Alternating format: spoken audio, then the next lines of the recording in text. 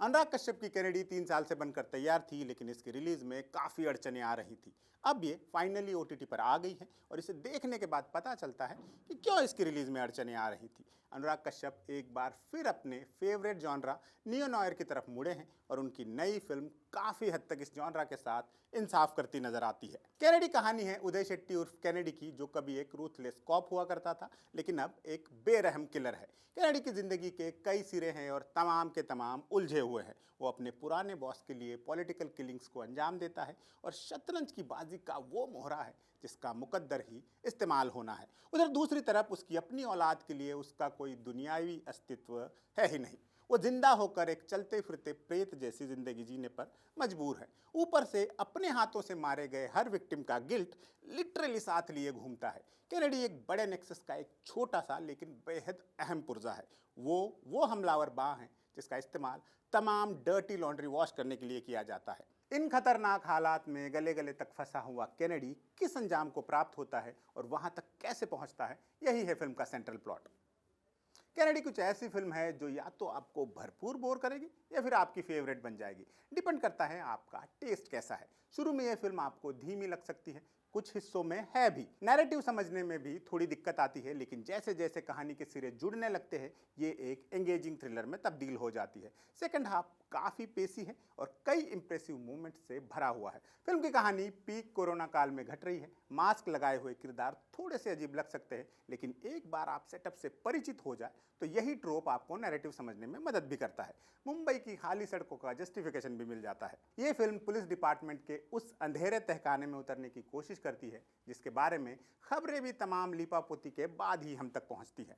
Police department में corruption महज इतना भर नहीं है कि किसी क्रिमिनल से पैसे लेकर केस हल्का कर दिया या किसी नेता के घोटाले को दबाने के लिए रिश्वत खा ली। कैनेडी उससे भी ज्यादा हाहाकारी सिनारियों के अंदर ले जाकर पटक देती है आपको, जहां रक्षक भक्षक तो है ही, उन क्रिमिनल्स से बड़े क्रिमिनल्स हैं जिनसे समाज को बचाने की उन्होंने कसम खाई होती है। फिल्म के कई सीक्वेंस ऐसे हैं जिन्हें देखने के बाद आपको कुछ असली घटनाएं याद आकर रहेंगी। कैनेडी कई लेवल पर एक बोल्ड फिल्म है। जैसा कि हमने शुरू में ही हिंट दिया, इसमें ऐसे कई एलिमेंट्स हैं जिनसे मौजूदा भारत के कई लोग भड़क जाएं। उद्योगपति भी, नेता भी, पत्रकार भी और नेताओं के चाहने वाले तो भड़केंगे ही। आपको कई किरदारों में से झांकता कोई रियल लाइफ रेफरेंस मिल जाएगा। प्रोवोक करने की कैटेगरी में जाने वाले काफ़ी सारे डायलॉग्स हैं इसमें। जैसे कि एक जगह एक किरदार कहता है, देश वो लोग चला रहे हैं जो सरकार को पालते हैं। इसके बाद वो ऐसे लोगों की डेफिनेशन बताता है और आपके दिमाग में न चाहते हुए भी कुछ नाम उभरते ही हैं। एक और जगह एक किरदार किसी क्राइम को देश हित में हुआ मानकर सब्र करने की सलाह देता है। ऐसी लोडेड पॉलिटिकल कमेंट्री फिल्म में कई जगह है। एक जगह तो एक उछल कूद कर रहा पत्रकार आपको एक सिमिलर विजुअल की बड़ी शिद्दत से याद दिलाएगा। एक्टिंग की बात की जाए तो राहुल भट्ट की ये करियर बेस्ट परफॉर्मेंस कहलाई जा सकती है। एक क्रूर हत्यारे की समूची बॉडी लैंग्वेज को उन्होंने जिस खूबी से आत्मसात किया है उसके लिए नए तारीफी अल्फाज गढ़ने पड़ेंगे। वो उतने ही रॉ लगे हैं जितने पिछले साल आई ब्लैक वारंट में लगे थे, उससे एक आध लेवल ज़्यादा ही। उनके बाद जिस एक्टर ने सबसे ज़्यादा प्रभावित किया वो है मोहित टाकड़कर। मराठी रंगमंच पर काफ़ी अच्छा काम कर चुके मोहित ने एक करप्ट कमिश्नर के रोल को इतने कन्विक्शन से जिया है कि उन्हें बेस्ट सपोर्टिंग एक्टर का नॉमिनेशन हर अवार्ड फंक्शन में मिलना चाहिए। उनका एक सीन है जिसमें वो एक किरदार से कहते हैं, नंबर दिमाग से डिलीट कर। इसे देखकर शूल के सयाजी शिंदे का मन में हंस के दिखा वाला आइकॉनिक सीन याद आ जाता है।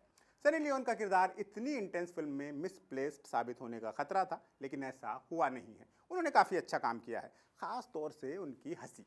उस हंसी को तो अलग से एक किरदार घोषित कर देना चाहिए। अभिलाष थपलियाल और श्रीकांत यादव ने भी अपने किरदारों में सामान्य से कुछ एक्स्ट्रा ही किया है। फिल्म का एक और मजबूत एस्पेक्ट है इसका बीजीएम। किसी नशे की तरह चढ़ता है, ये धीरे धीरे बिल्ड होता रहता है और जब किसी सीन में एकदम से रुक जाता है तो एकदम मजबूत इम्पैक्ट पड़ता है। खामियों के खाते में इतना ही कि फिल्म काफ़ी लंबी है, इसे टाइटली एडिट किया जाना ज़रूरी था। इसके अलावा फर्स्ट हाफ अगर थोड़ा और कसा हुआ होता तो फिल्म और बेहतर हो जाती। कुल मिलाकर अनुराग कश्यप अपनी फेवरेट टर्फ पर उतरे हैं और एक डिसेंट थ्रिलर देने में कामयाब रहे हैं। अगर 2.5 घंटे और ZEE5 का सब्सक्रिप्शन है तो इस वीकेंड देख डालिए और तमाम नई फिल्मों और सीरीज़ के भरोसेमंद रिव्यूज़ के लिए like, share and subscribe to Zee.